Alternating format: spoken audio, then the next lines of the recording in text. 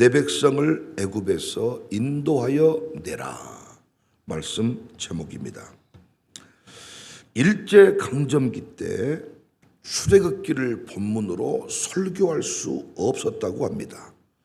출애굽기를 통해서 말씀을 전할 때 백성들이 흥분하여 우리도 나아가자 들고 일어날 것이 두려웠기 때문입니다. 오늘을 사는 우리는 비록 일제치하는 아니지만 여전히 많은 것에 의해서 눌림을 당하고 있습니다. 어떤 사람은 건강에 눌리고 가정 불화에, 법적 소송에, 지난날의 상처, 열등감, 경제적 어려움, 세계적인 재난, 많은 것들이 불안합니다. 인공지능이 우리 곁에서 친절하게 안내해 주지만은 몰라도 될 것들을 계속 이야기해 주니까 불안과 공포에 눌려 있습니다. 신앙생활이라 함은, 예수를 믿음이라 함은 이 눌려있는 모든 것으로부터 벗어나는 것입니다. 예수님의 이름으로 흉악한 결박을 풀어버리고 예수 결박 푸셨도다. 나는 자유에 노래하는 것이 신앙생활입니다. 지난날에는 건강염려증에 붙들려 살았다면 예수 믿음과 동시에 흉악한 결박 푸셨도다, 풀었도다. 나는 자유에. 지난날에는 가난에 눌려 살았다면 이제는 흉악한 결박을 풀어버리고 예수 결박 푸셨도다. 나는 자유에. 가난하지만 부유한 자가 되었어. 고백해야 되거든요. 여러분은 무엇에 눌려 있고 묶여 있으십니까? 무엇 때문에 불면증에 걸렸고 신경 쇠약 증세를 보이십니까? 여러분의 가문은 무엇에 눌려 있습니까? 여러분, 좋게 이야기하다가 어떤 부분에서 확 폭발하는 분들이 계시는데 어떤 부분에 폭발하십니까? 어떤 학적인 조건을 얘기할 때입니까? 몸매 얘기할 때입니까? 잘 나가다가 와, 또 살이 찐 것 같네, 확 막 올라버립니까? 무엇 어디에서 여러분은 폭발하십니까? 자녀 문제입니까? 다른 것은 다 아멘해. 아멘, 아멘, 아멘. 자녀 똑바로 키우세요. 아멘 안 해. 주님 우리에게 말씀하십니다. 오늘 본문 10절에 내 백성 이스라엘 자손을 애굽에서 인도하여 내게 하라. 애굽에서 억압된 백성들을 인도하여 내는 것이 지도자고 신자고 여러분과 저의 사명이라는 것입니다. 우리 교회는 두 가지에 눌려 있었지요. 묶여 있었지요. 하나는 목사와의 갈등, 불신. 목사를 믿지 못하더라고요. 강대상에서 목사가 돈이 없습니다. 그 말을 인정하지 않더라고요. 거짓말 치고 있네. 어디다가 한 뭉탱이 모아놓고 나는 당신의 말을 믿지 않습니다. 또 하나는 돈이었습니다. 목사를 믿지 않았고 돈 때문에 교묘하게 감정들이 얽혀 있었습니다. 부임해서 마귀의 흉악한 결박을 깨닫고 장로님과 손을 걸어 사랑하자고 약속을 했습니다. 급기야 인사도 사랑합니다. 감사하게 지금까지 싸우지 않았습니다. 고소하고 고발하지 않았습니다. 목사와 장로 싸움 때문에 교인들이 고통받지 않는 상황에 이르렀습니다. 어떤 사안에 대해서는 서로 치열하게 토론도 하고 감정이 격해지는 순간도 있지만 싸우거나 미워하지 않습니다. 부임 당시 우리 교회는 부채에 묶여 있었습니다. 돈이 우리를 압박하고 있었습니다. 목사가 존재하는 이유가 부채를 해결하는 그 일에 필요해서 존재하는 듯 오해하는 사람도 있었습니다. 하지만 우리는 결박을 풀었습니다. 빚 갚는 쪽으로 목회 포인트를 두지 않고 주님이 기뻐하시는 일을 기꺼이, 그래서 필요하면 빚을 더 내서라도 우리는 하나님이 하라고 하신 일들을 했습니다. 지난날에 비교해서 우리 교회가 많은 사역들, 감당할 수 없는 수준의 사역들을 하고 있습니다. 돈에 눌렸다면, 부채에 눌렸다면 이 일을 저지를 수가 없습니다. 빚 갚고 빚 갚고 빚 갚고 빚 갚고 빚 갚고 모든 회의할 때마다 빚 좀 갚고 빚 좀 갚고 빚 갚은 뒤에 빚 갚은 뒤에 빚 저도 목회 못했을 것이고 여러분도 헌금하지도 않을 거면서 빚 아마 많은 사람이 교회 등록을 꺼릴 것이고 결국 교회 떠났을 것입니다. 지금 재정의 압박이 없다, 돈 걱정이 없다, 그 얘기를 하는 게 아닙니다. 마귀가 지금도 한 번씩 불안함을 어떤 두려움을 쫙 하지만 우리는 그 두려움에 붙들려서 해야 될 일을 미룬 적은 없다고요. 치열하게 고민하고 기도하지만은 빚 우리가 빚이 얼마인 줄 아냐? 돈이 얼마 있는 줄, 얼마 필요한 줄 아냐? 아버지가 믿음 떨어지면 날마다 밥 먹을 때는 얘기가 돈이 빚이. 그래서 아들들이 에라 모르겠다 은행이나 확 털어버려 쓰겠다. 내가 감옥 가고 우리 집안을 확 살려줘야 되겠다. 시골에서도요, 조폭 생활을 하든 못된 짓거리를 하든 존차 타고 내려와서 돈 뭉탱이 주고 가면 또 그 집 새끼가 출세했단께.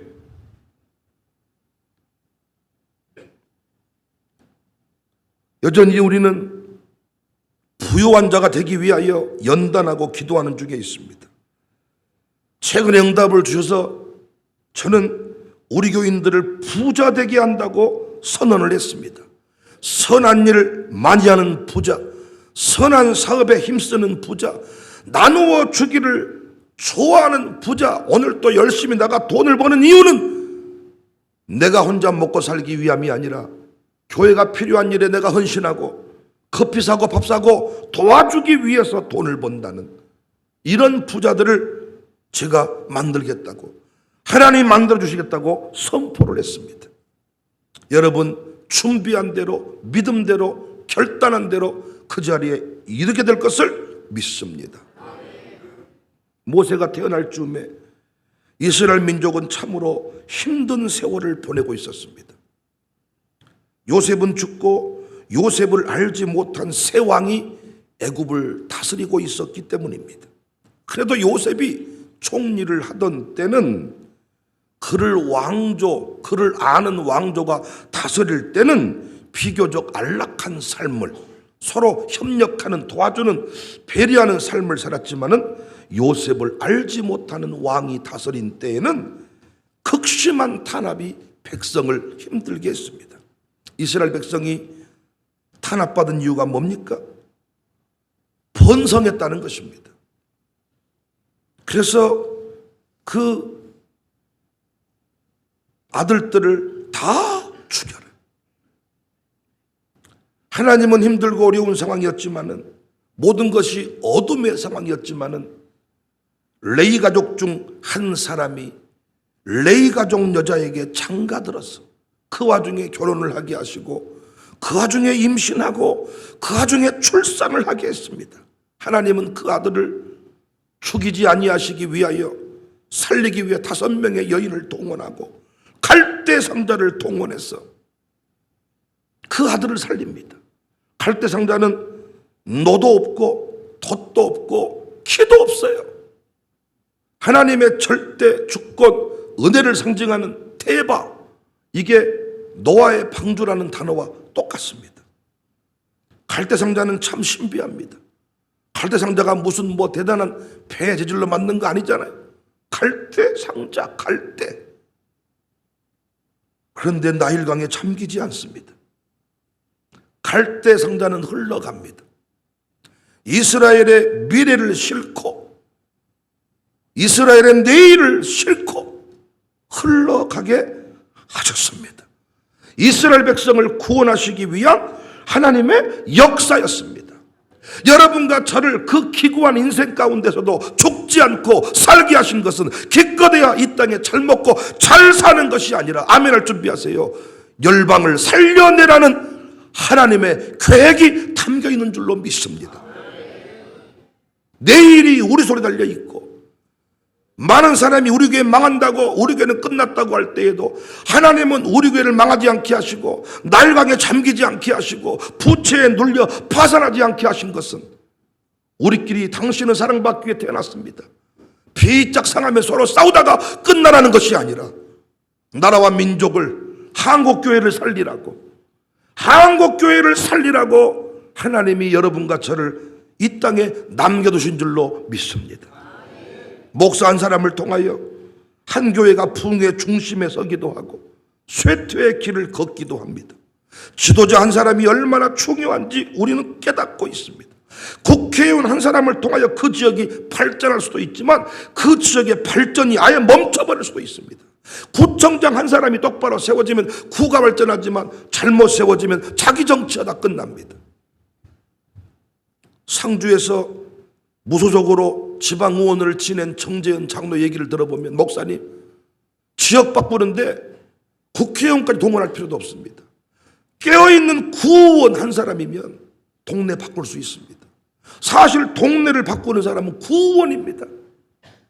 그런데 우리 수많은 구의원을 투표하고 세워봤지만 전부 다 자기 정치하고 전부 다 지금 이재명 당대표에게 잘 보여서 내년에 공천권 따보겠다고 전부 다 거기에만 관심이 있지 지역 주민을 위한 정치를 하는 사람을 별로 보지 못했습니다. 김동원 목사님 잘 아시죠? 김동원 목사님이 위장 전입을 한번 한 적이 있대요. 자기 어떤 개인의 영광을 위해서가 아니라 어떤 건물을 취득하기 위해서 그냥 그렇게 자연스럽게 거기에 살지 않으면서 그냥 위장 전입을 한번 한 적이 있대. 나중에 이것이 사회적인 문제가 되고 성령께서 깨달음을 주셔가지고 건물을 당장 팔아서 급한 돈으로 재단을 만들고 어떤 사적인 이익도 취하지 않았답니다. 그렇다고 위장 전입의 흔적이 사라진 건 아니다고 간증하시더라고요. 내가 그 돈을 가지고 아무리 사적인 용도로 쓰지 않았지만은 결국은 재단을 세울 만한 어떤 그런 계기가 되었지만 내가 위장 전입한 것은 영원히 내 역사 가운데 기록으로 남아있다. 지도자는 남들이 다 그렇게 산다고 아무 생각 없이 그 길을 가는 사람이 아닙니다. 신자는 인정하든 인정하지 않든 지도자입니다. 모든 민족을 가르치고 말씀을 따라 살게 해야 되는, 암흑으로부터 압제로부터 벗어나게 해야 되는, 항상 시대가 어두울 때마다 기독교인들이 선봉에 서서 역사를 바꾸지 않았습니까? 여러분 가문을 누가 바꾸겠습니까? 명절 때 형제간들 모이면 하는 짓거리 좀 보십시오. 명절 때 집에 가고 싶으십니까? 형제가 그리우십니까? 아마 의무적으로 부모님 만나뵈러 갔다가 속히 빠져나오고 싶을 겁니다. 왜? 어둠 속에 있잖아요.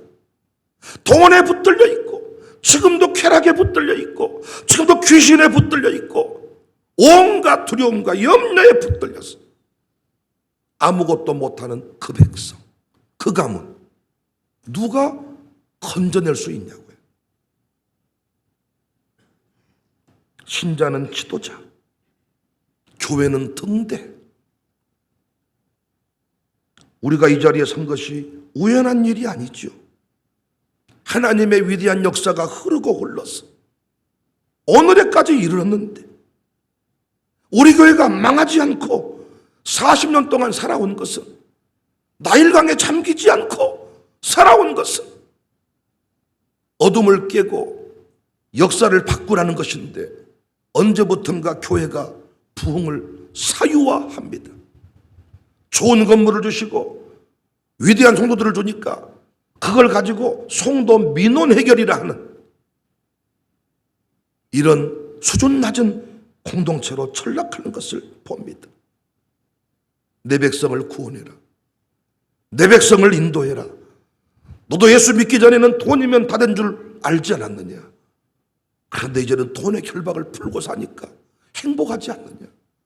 가난한데 어려운데 주님이 무슨 일을 하라고 할 때 내가 합니다. 내가 하겠습니다. 할 수 있습니다.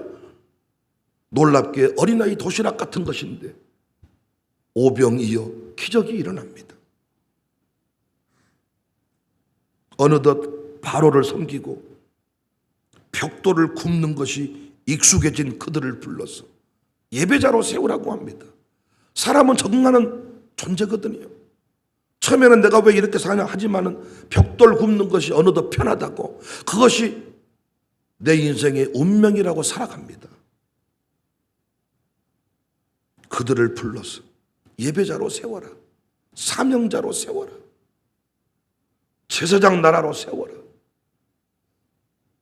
원망이 일상이 되어버린 그들을 감사의 제물이 되게 해라. 메뚜기 자화상을 깨뜨리고 하나님의 자녀로 살아가도록 자화상을 새겨 주어라. 통곡하며 사는 인생을 항상 기뻐하게 만들어라. 이 모든 것들이 우리에게 주어진 사명들입니다. 모세는 이 사명을 감당을 했습니다. 오늘날 이 시대에는 이 사명 감당할 만한 지도자가 보이질 않는다는 거예요. 지도자가 더 죽은 신용을 하고, 신자가 더 우거지상을 하고, 신자가 더 돈 있는 사람이 더 한다는 말이 여기서 나옵니다.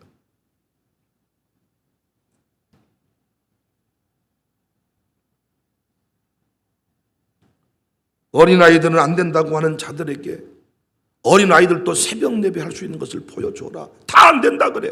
된다고 하는 사람이 없어. 코로나 시대는 모이면 안 된다 그래. 코로나 시대에 부흥은 없다 그랬어요. 모이지 마라. 부르짖지 마라. 함께 뭘 하지 마라. 그런데 우리는 마스크 쓰고라도 부르짖어서 부흥의 역사를 만들었습니다. 시대의 흐름을 따라가 버린 것이 지도자고, 시대의 흐름을 따라가 버린 것이 신자가 아닙니다. 목사님은 세상 물정 모릅니다. 우리 마음을 너무 모릅니다. 여러분 마음 알아주라고 목회하는 거 아닙니다. 어느 순간 여러분은요, 벽돌 굽는 것이 익숙하다고 그렇게 살아갑니다. 그냥 그것이 내 운명이라고 생각합니다. 여러 차례 말씀을 드렸듯이 저희 가문은 술과 도박에 묶여 있었습니다. 하나님은 그 결박을 푸시려고 백시 집안의 셋째 아들 백정성 목사님을 부르셨습니다. 왜 그가 술 먹고 싶지 않았을까요? 왜 그도 외롭지 않았을까요? 왜 잘 나갔던 모든 삶을 버려버리고 분토처럼 버리고 주의 길을 가는 것이 왜 두렵지 않았을까요? 젊은 날 내가 이렇게만 살아야 되는가? 예수 믿는 사람들 꼭 이렇게만 해야 되는가? 두렵지 않았겠냐? 그런데 내 가문을 뒤집게 하신다는, 뒤집어야만 한다는 사명을 깨달은 거예요. 가난을 뒤집겠다면서요. 가난이 지긋지긋하다면서요. 돈 때문에 지금도 형제랑 원수가 된다면서요. 술이 지긋지긋하다면서요. 그렇게 설교를 듣고 그쯤 제가 자극을 줬으면 술병 던질 만도 하지만 못 던지잖아요. 흉악한 결박입니다. 딱 묶어버립니다, 여러분. 마귀가요, 절대 그거 못 풀게 해요. 평생 술 때문에 인생이 끝나요. 못 풀잖아요. 어느 순간 지나면 아버지도 술 먹고 아들도 술 먹고, 명절 때 엄마는 술상 봐오고 아버지하고 아들하고 술 안방에서 먹을 겁니다. 좋습니다. 아버지에게 술을 배워라. 예, 집안에 술이 흘러가네요. 제사를 지내지 않으면 공포가 오고, 우리에게 주신 사명이 뭡니까? 외로워도 가고, 슬퍼도 가고, 추워도 가고, 고독해도 가야 되는데 그 의식이 없습니다. 흉악한 결박을 끊어내니까 아들이 이대 목사가 돼서 돌아가시기 전에 아들이 목회하는 현장을 지켜보고 삽니다. 저희 처갓집이야 그래도 신앙의 뿌리가 많이 흘러왔습니다. 그러나 저희 집안은 제가 2대입니다. 아버지가 그토록 좋아하는 술을 끊지 못했으면 저도 지금 어딘가에서 술 퍼먹고 있지 않겠습니까? 목사가 뭡니까? 술 먹고 아버지 서운합니다. 아버지 아버지 나에게 뭘 해줬습니까? 엄마 논 좀 팔아서 돈 좀 주세요. 며느리도 술 퍼먹고 아들도 술 퍼먹고 며느리도 전화와. 어머니 드릴 말씀이 있습니다. 뭘 해줬습니까? 아버지 엄니가 그렇게 술 퍼드시고 사시는데 새끼들이 뭐 잘 되겠습니까? 손주들이 저주가 흘러가잖아요. 리더의 사명이 뭡니까? 단순히 먹고 노는 자가 아닙니다. 양육사의 사명이 뭡니까? 흉악한 결박을 끊어내는 자입니다. 그래서 다른 가정교회 식구들은 피곤하면 한 번씩 새벽기도 빠져도 양육사는 빠지면 안 되는 사람이야. 흉악한 결박을 풀어내라고. 모세가 기도를 중단할 수 있었겠습니까? 모세를 죽이자고. 아니 자기들을 살려내려고 오는 지도자를 돌로 쳐 죽이겠다고 달려들어. 이때 이런 꼴을 당하면 목회할 맛이 나겠습니까? 이야 그리 살다 죽어라. 먼지 털고 일어나야 되지 않겠어요? 근데 모세는 차라리 자기를 죽여달라고 기도하잖아요. 느보산 앞에 가보십시오. 눈물이 난다고요. 자신의 사명을 완수한. 나는 또 말씀 가정이 무너지고 이혼하고 아픔이 있는 분들 나는 쉽게 다루는 거 아닙니다. 그 상처 주는 거 아닙니다. 그런데 너무 그 일을 쉽게 생각하고 거기에 대해서 애달픈 회개가 없어요. 지도자는 포기하면 안 되는 거죠. 아들한테 신앙생활 하자고 했더니 아들이 안 나오니까 알아서 해버려라. 포기하는 게 부모 아니죠. 포기하면 안 됩니다. 모세는 40년의 세월 동안 백성의 중심에 서서 듣든지 안 듣든지 하나님의 뜻을 전하고 그들을 끝내 예배자로 세우지 않았습니까? 우리 교회가요 부족하지만 사람들이 알아주지 않지만은 지도자의 의식을 가지고 함께 울고 함께 배고프면서 나라와 민족을 살려내겠다고 우산동을 외면하지 않고 우산동의 흐름을 우산동의 역사를 정치인들도 무시하는 동네를 이제는 빛나는 동네로 바꾸어 가자고 외칠 때 여러분이 나도 죽겠습니다 하지 않고 동참해 준다는 것. 난 하나님이 이 모습을 진짜 기뻐한다고 생각합니다. 한국교회 소망이 없다 그러잖아요. 생존 가능하겠냐 이렇게 말한다잖아요. 그러나 우리는 32번 동안 32번 외쳤습니다. 대안이 있다. 세대통합 목회가 대안이다. 이 목회대로 하면 살 수 있다. 우리 교회도 일어났다. 우리 교회도 다 죽은다고 말했는데 우리 교회 죽지 않고 부흥을 써가고 있다. 당신들도 이 일 좀 해봐라. 듣고 안 듣고는 자기들 몫이니까. 하나님이 얼마나 기뻐하시겠어요. 이제는 선교 기업 세우자. 이중직 목사님이 택시 운전하는 거 어렵다. 그러나 교회 내에 선교 기업을 세워. 마을 기업, 사회적 기업보다 더 위대한 기업이 선교적 기업이다. 선교 기업이다. 선교 헌금으로 지역 주민 한번 살려보자. 듣든지 안 듣든지. 지도자 의식을 가지고 우리 교회 헌금 기도제목 봉투 안에 항상 한국교회 살려주세요. 마룻바닥 기도회를 통하여 나라와 민족을 살려주세요. 우리의 기도가 다르지 않습니까? 기껏해야 집 팔리게 해주세요. 논 팔리게 해주세요. 승진하게 해주세요. 승진하시면 뭐 하시려고? 한 단계 올라간 만족이 있습니까? 또 다른 승진을 위해 더 바쁘시더라고요. 말단 직원으로 있을 때는 한 단계만 올려드리면 교회 일을 좀 하고 평안할 줄 알았더니 한 단계 올라가니까 더 바쁘셔. 왜? 그 다음 단계 올라가야 되니까. 은퇴할 때까지는 재미 하나도 없더라고요. 어떤 자리에 있든지 누리며 사는 사람이 있고 내가 이거 존재하는 이유가 전도하기 위함이다. 복음 전하기 위함이다. 나 환한 미소를 이 직원들에게 보여주기 위함이다. 존재의 이유가 다른 사람들이 있습니다. 승진의 목표가 있는 것이 아니라 아무리 힘들어도 목사는 목회를 포기하면 안 되듯이 여러분도 여러분의 삶을 포기하시면 안 돼. 엄마의 자리를 포기하시면 안 돼. 집사님, 권사님의 자리를 포기하시면 안 돼. 오늘 또 컨퍼런스에 나올 수 있는 분은 반드시 나오셔야 돼. 이게 지도자 의식이야. 우리 목사님은 나 없으면 설교 못한다. 내가 우리 목사님 하는 일에 가서 아멘이라도 해드려야 되겠다. 이게 지도자 의식이다. 몰라 뭔 일 하는가? 글쎄 또 그 말이겠지. 이게 아니라 지도자 의식을 가지고 이 지역을 살리겠다는 의지를 가지고 내 백성을 구원해라. 그래서 나일강에 갈대상자가 잠기지 않았다니까요. 우리가 죽을 고비가 어디 한두 번이었습니까? 이미 죽었고 이미 망했어야 될 가문이 아니냐고요. 그런데 안 망했어요. 살아남아서 왜? 내 백성을 구원해라. 네 가문을 구원해라. 네 아들, 딸을 구원해라. 다음 세대를 구원해라. 백목사야, 너 왜 그 젊은 날에 담임 목사가 되게 한 줄 아냐?